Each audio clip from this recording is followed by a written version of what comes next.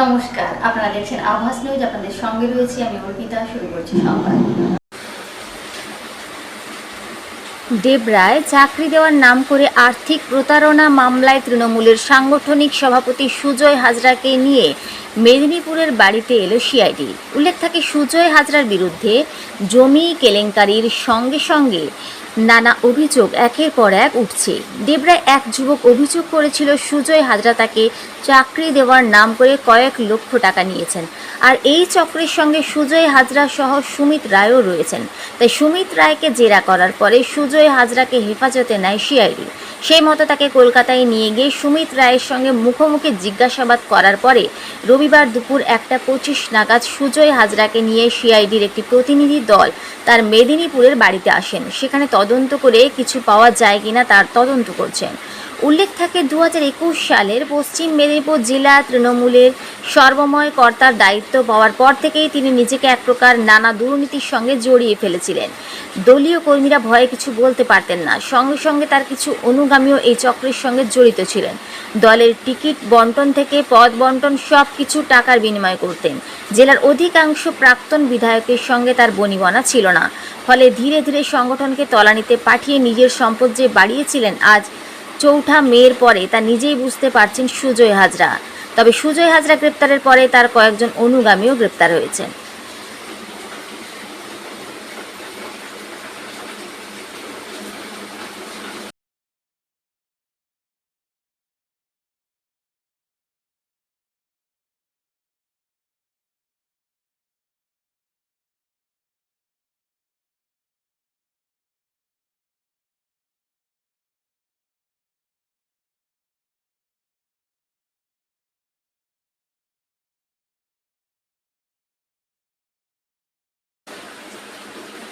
পয়লা September ঐতিহাসিক ছাত্র শহীদ দিবস উপলক্ষে শিক্ষা, সংস্কৃতি, মনুষ্যত্ব রক্ষার্থে সরকারি শিক্ষা ব্যবস্থা বাঁচানোর দাবিতে তীব্র ছাত্র আন্দোলন গড়ে তুলতে আজ 16ই আগস্ট পশ্চিম মেদিনীপুর উত্তর সাংগঠনিক জেলার তেমাথানিতে হরি কিরণ হলে কমরেড তন্ময় মাইতি মঞ্চে অনুষ্ঠিত হল বিপ্লবী ধারার ছাত্র সংগঠন AIDSOর পশ্চিম মেদিনীপুর উত্তর সাংগঠনিক জেলা দ্বিতীয় ছাত্র সম্মেলন। সম্মেলনের শুরুতে হরিকিরণ হল থেকে একটি সুসজ্জিত মিছিল তেমাথানি বাজার পরিক্রমা করে ওখানে প্রকাশ্য সমাবেশ করার পর মিছিল করে হরিকিরণ হলে এসে শহীদদের প্রতি শ্রদ্ধার্ঘ্য জানিয়ে সম্মেলনের কাজ শুরু হয়। এই সম্মেলনে মূল বক্তা হিসেবে উপস্থিত ছিলেন সংগঠনের পশ্চিমবঙ্গ রাজ্য কমিটির সম্পাদক কমরেড বিশ্বজিৎ রায়। এছাড়াও উপস্থিত ছিলেন সংগঠনের সহসভাপতি কমরেড বিশ্বরঞ্জন গিরি, রাজ্য কমিটির কোষাধ্যক্ষ কমরেড সুরজিৎ সামন্ত সহ রাজ্য ও জেলা নেতৃত্ব। এই সম্মেলনে উপস্থিত ছিলেন জেলার নানান স্কুল, কলেজ এবং বিশ্ববিদ্যালয় থেকে আগত 2 শতাধিক ছাত্রছাত্রী। কমরেড ভাস্কর পাতরকে সভাপতি, কমরেড সুমন মহাপাত্রকে সম্পাদক, কমরেড সুমন পাল, কমরেড সৌভিক ভট্টাচার্যকে সহ সভাপতি, কমরেড সুব্রত গোড়াইকে কোষাধ্যক্ষ, কমরেড সুশ্রিতা সোরেনকে অফিস সম্পাদক করে 29 জনের জেলা কমিটি, 49 জনের জেলা কাউন্সিল সদস্য নিয়ে নবনির্বাচিত পশ্চিম মেদিনীপুর উত্তর সাংগঠনিক জেলা কমিটি গঠিত হয়।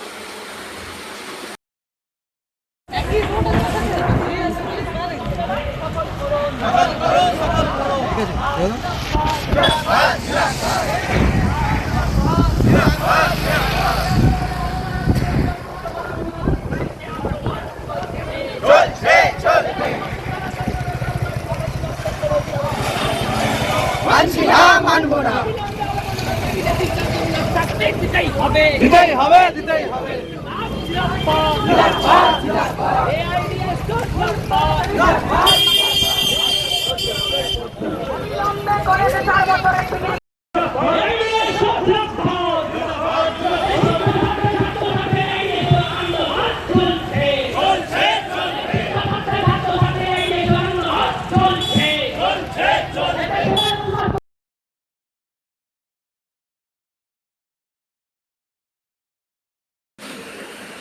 শাবলা রামকৃষ্ণ বিদ্যাভবনে প্রাক্তনীদের দ্বারা প্রতিষ্ঠিত স্বেচ্ছাসেবী সংস্থা ফোকাসের উদ্যোগে রবিবার এক মানবিক ও তাৎপর্যপূর্ণ অনুষ্ঠানের আয়োজন করা হয়।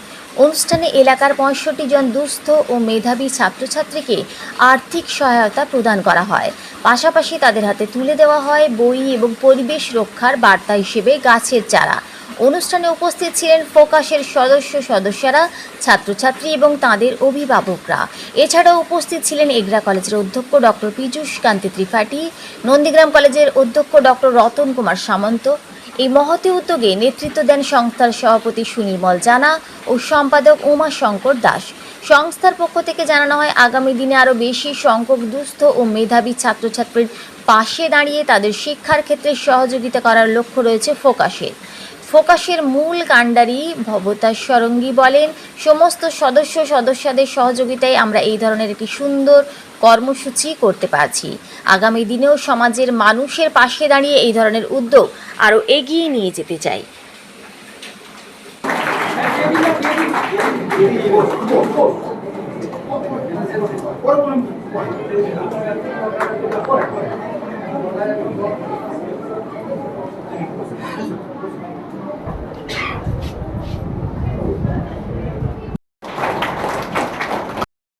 নিচের নবম শ্রেণীর ছাত্রছাত্রীদের হাতে জোরে হাতে থাকে সবাই।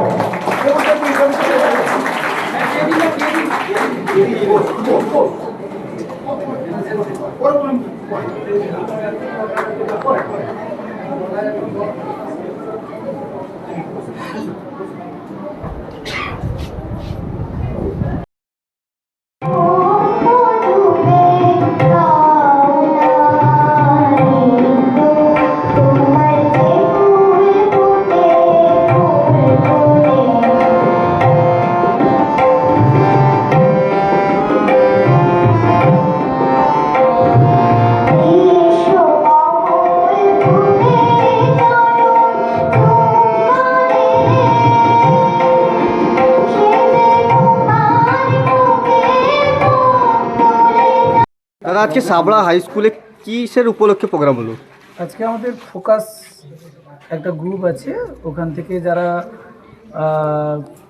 মানে পড়াশোনার দিকে এগিয়ে আছে অথচ আর্থিক অবস্থায় অনেকটা পিছিয়ে, তাদেরকে আমাদের সাহায্য করাটাই হচ্ছে আমাদের এই সংস্থার প্রথম লক্ষ্য। সেই অনুষ্ঠানটাই হলো।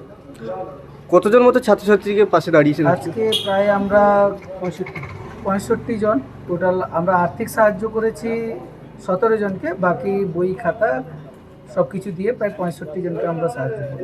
কতদিন থেকে এই সংস্থাটা চলছে? আজকে প্রায় 2014 সাল থেকে চলছে, আজকে প্রায় 12 বছর। পরবর্তীকালে এই সংস্থার কি উদ্দেশ্য রয়েছে? উদ্দেশ্য তো আমাদের একদম সহজভাবেই নেওয়া আছে, যারা পড়াশোনায় ভালো অথচ আর্থিক দিক থেকে পিছিয়ে আছে তাদেরকে সাহায্য করাই আমাদের লক্ষ্য। সেটা একটু আমরা বাড়াবো। আপনার নাম? আমার নাম উমাশঙ্কর দাস। সংস্থার কেমন? আমি এই সংস্থার বর্তমান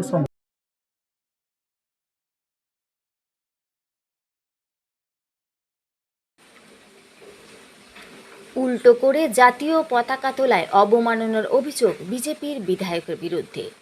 জাতীয় পতাকার অবমাননার অভিযোগ উঠল উত্তরপাড়ার বিজেপি বিধায়কের বিরুদ্ধে। অভিযোগ, জাতীয় পতাকা উল্টো থাকা অবস্থাতেই পতাকা স্তম্ভে তোলা হয়েছে তেরঙ্গা। অভিযোগের সপক্ষে একটি ভিডিও ছড়িয়েছে, তবে ভিডিওতে দেখা যাচ্ছে তেরঙ্গার ওপরে রয়েছে সবুজ, নিচে রয়েছে গেরুয়া। পতাকা স্তম্ভের পাশে দাঁড়িয়ে রয়েছেন বিজেপি বিধায়ক এবং জাতীয় স্তরে সুরক্ষা বাহিনীর প্রাক্তন আধিকারিক দীপাঞ্জন চক্রবর্তী।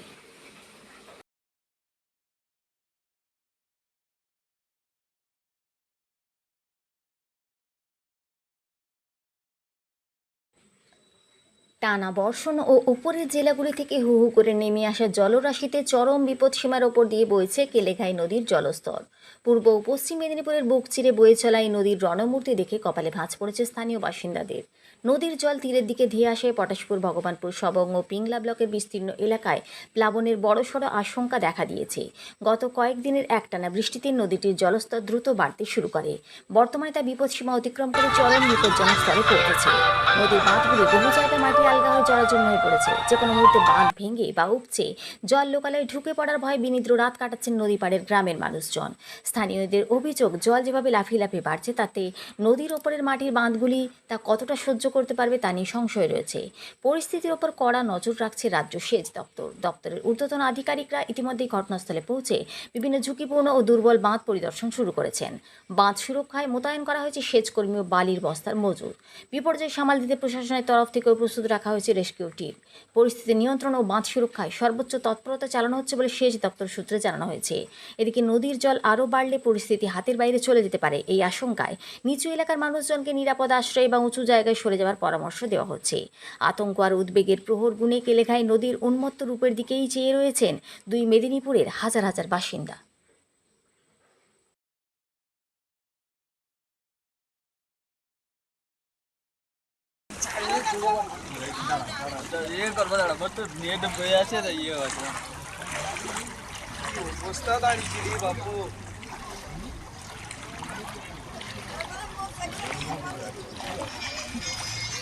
এই আজকে কাল থেকে শুরু হয়েছে না বন্যাটা, ওই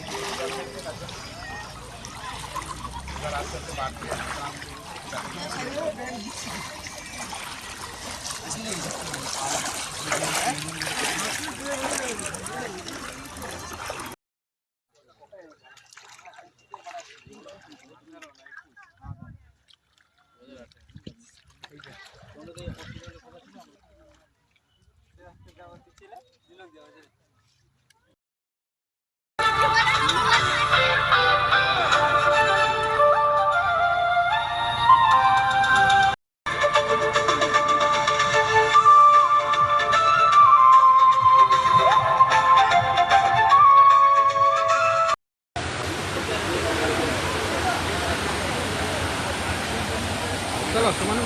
চলো, এই রাস্তাটা ঠিক আছে, এটি ভাঙা নেই।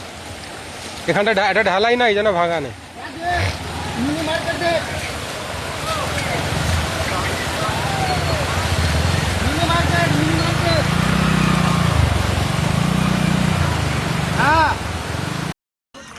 এই মুহূর্তে আপনারা যে ছবিটি দেখছেন এটি হচ্ছে কিন্তু পটাশ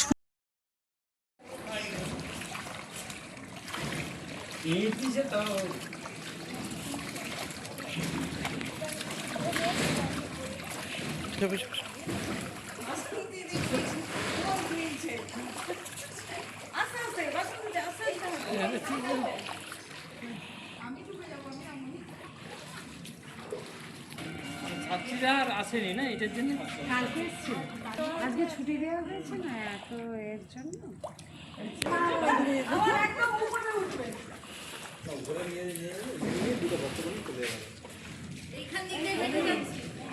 কোনটা দিয়ে হাঁটবো, জল দিয়ে?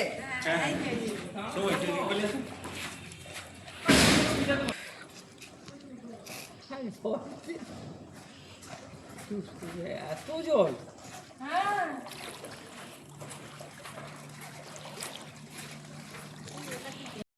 কবে থেকে বাড়া শুরু হয়েছে? গতকাল থেকে। এতটা জল তো আগে কোনোদিন ছিল না, ছিল না, আজকে সবচেয়ে বেশি জল। আজকে সবচেয়ে বেশি জল এখন বর্তমান কি বাড়ছে না? বাড়ছে, ধীরে ধীরে বাড়ছে। জল বেরোচ্ছে তো দ্রুত, দ্রুত তো বেরোচ্ছে। এটা কোন জায়গা? এটা এটা হচ্ছে লাঙ্গলকাটা, পশ্চিম মেদিনীপুর। পশ্চিম মেদিনীপুর। কি আশঙ্কা কি করছেন যে আরো বাড়তে পারে জল? আরও বাড়তে পারে, মানে নিচে জোয়ারের ঠেল আছে, পরে যদি বৃষ্টি আবার ওভারনাইট হয় আর তো বাড়বে, কমবে। আর কতটা বাড়লে মনে হয় যে বাঁধের অবস্থা খারাপ হতে পারে? এখানে যদি আর এক হাত মতো এই ঢালাইয়ের উপরে যদি এক হাত উঁচুতে বাড়ে তাহলে পুরো দিকটা গেল পারে। ওই দিকটা মানে পশ্চিমে যেটাকে বলা হয় তালাডিয়া, তোমার পাথরকাটা, আমগেছে তো এই তো সামনে, আমগেছে জটকাটা, এইসব রাস্তা। ভয়ের বিষয় আছে। এখনো ভয়ের বিষয় আছে, আমাদের কাজ ফাজ হচ্ছে টুকিটাকি।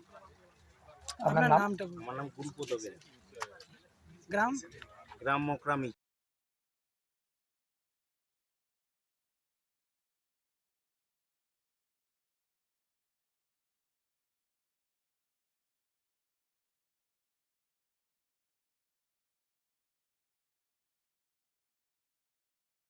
বৃষ্টিতে জমেছে এক হাঁটুর ওপর জল। জল টপকে স্কুল আসতে হয় শিক্ষিকা ও ছাত্রীদের। জলমগ্ন স্কুল, শিখে পঠন পাঠন। 2020 থেকে নিকাশি যন্ত্রণায় নন্দকুমারের কল্যাণচক পঞ্চমী স্মৃতিকন্যা বিদ্যাপীঠ।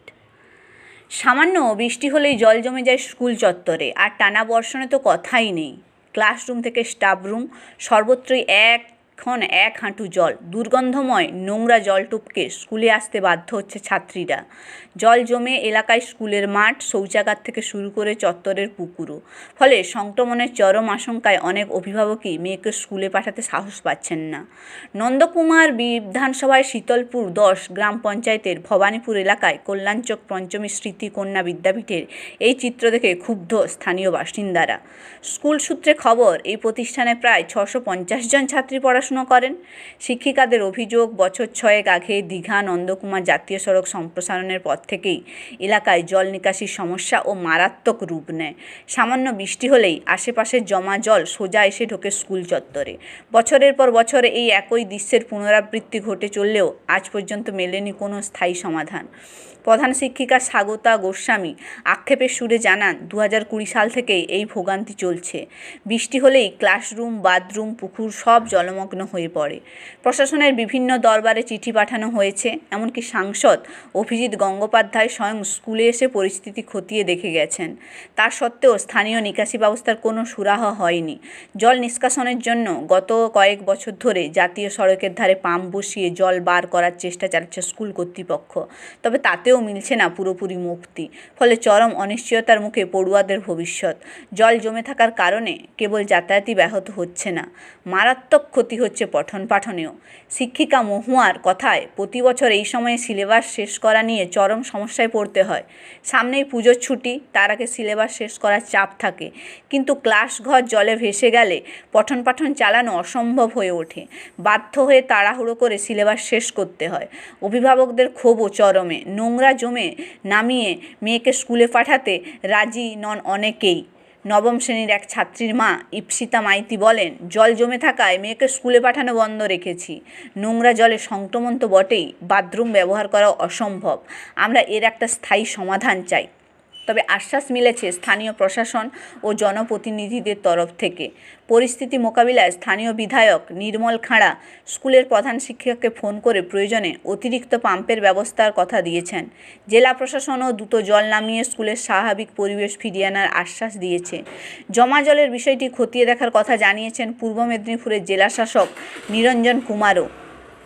যদিও স্কুল কর্তৃপক্ষের স্পষ্ট বক্তব্য, পাম্প বসিয়ে জল বার করা কেবল সাময়িক স্বস্তি দিতে পারে। প্রতি বছর বর্ষা এলেই যদি শত শত ছাত্রছাত্রীকে এই ভোগান্তি পোহাতে হয়, তবে তা অত্যন্ত দুর্ভাগ্যজনক। যত দ্রুত সম্ভব একটি সুপরিকল্পিত ও স্থায়ী নিকাশি ব্যবস্থা গড়ে তোলার দাবি জানিয়েছেন শিক্ষক, অভিভাবক ও এলাকার সাধারণ মানুষ। এক বাইট স্বাগতা গোস্বামী, প্রধান শিক্ষিকা, জেলা শাসক নিরঞ্জন কুমার।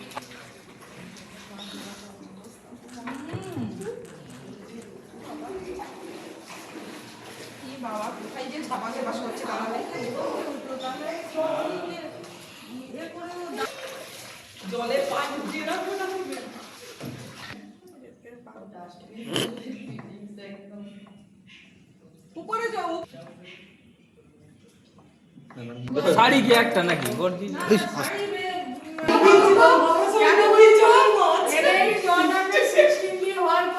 ড্রেনেজ বন্ধ ভবানীপুর এলাকা।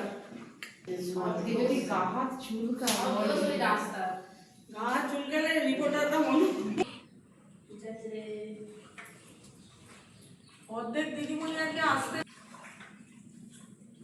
এবার আপনারা উপরে পা হচ্ছে, দুটা ছোট মাছ ছেড়ে দিচ্ছে পা দিয়ে। এই কল্যাণচক স্কুলটা দীর্ঘ 6 বছর ধরে জলে, মানে বর্ষার সময় জলে ডুবে থাকে, বৃষ্টির সময় সেটা কোনো জল নিকাশি নেই। সেটা কি কোনো ব্যবস্থা করা হবে? এটা আমরা যখন চার্জ নিয়েছে, এখন এই বৃষ্টিকালে এটা খবর পেয়েছি কি এরকম হয়েছে। আগে কেন হয়নি, এটা কোনো পরিকল্পনা নেওয়া হয়নি, এটা তো জানা ছিল না। কিন্তু এখন যে আছে ওখানে ডিওয়াটারিং করা হচ্ছে, পাম্প সেট লাগিয়ে জল ফেলে দেওয়া হচ্ছে বাইরে। আর বিডিও সাহেবকে বলেছি কি কোনো প্রজেক্ট में ধরে নিতে कि কীভাবে স্কুলকে জল নিকাশি ব্যবস্থা আছে পার্মানেন্টলি বাঁচিয়ে রাখা যায়, এই জন্য বিডিও সাহেবকে বলা হয়েছে। অবস্থানটা কোথায় এবং কতদিনের এই সমস্যা আপনাকে ভুগতে হচ্ছে? এই স্কুলটা ভবানীপুরে, আর নাম হচ্ছে কল্যাণচক পঞ্চমী স্মৃতিকন্যা বিদ্যাপীঠ।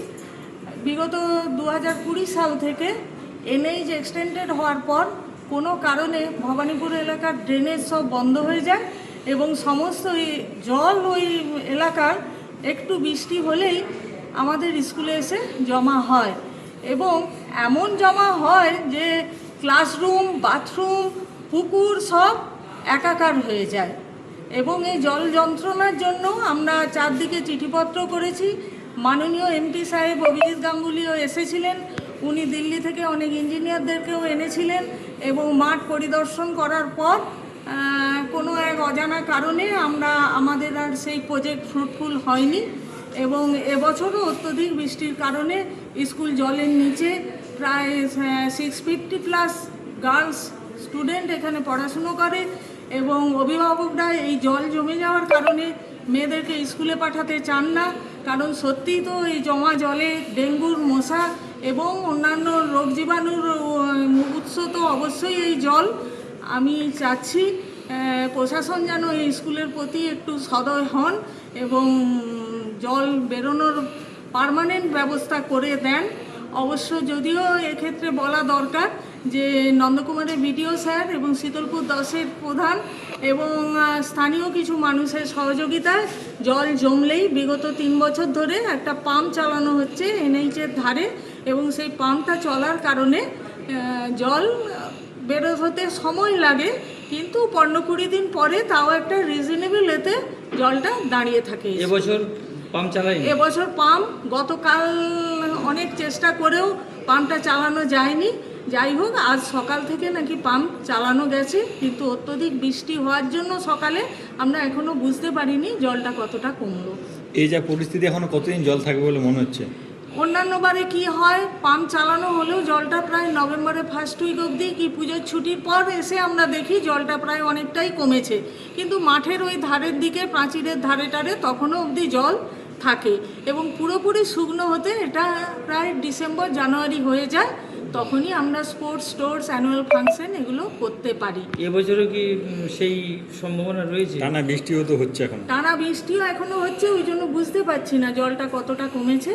তবে যদি পাম্প চলে এবং আবহাওয়া যদি ভালো থাকে, আমরা আশা করছি যে 15-20 দিন পর থেকে জলটা যে কমছে সেটা আমরা বুঝতে পারবো। স্থানীয় বিধায়কের কোনো সহযোগিতা? হ্যাঁ, স্থানীয় বিধায়ককেও কালকে ফোন করেছিলাম, এবং উনি নিজেও আমাকে ফোন করে আমার সাথে যোগাযোগ করেছিলেন, এবং উনি খুব সন্তোষজনক আমাদেরকে দিয়েছেন, ওনার বক্তব্য তুলে ধরেছেন যে একটা কেন, যদি একাধিক পাম্পও লাগাতে হয় স্কুলের জল কমানোর জন্য, আমি অবশ্যই তার ব্যবস্থা নেব বিডিও সাহেবের মারফত। এবং আপনি চিন্তা করবেন না, আপনারা দিদিমণিরাও চিন্তা করবেন না, আমি নির্মল খাড়া আপনাদের পাশে সবসময়ের জন্য আছি। আপনার নাম? আমার নাম স্বাগতা গোস্বামী, প্রধান শিক্ষিকা, কল্যাণচক পঞ্চায়েত। সংবাদ এই পর্যন্তই। নমস্কার।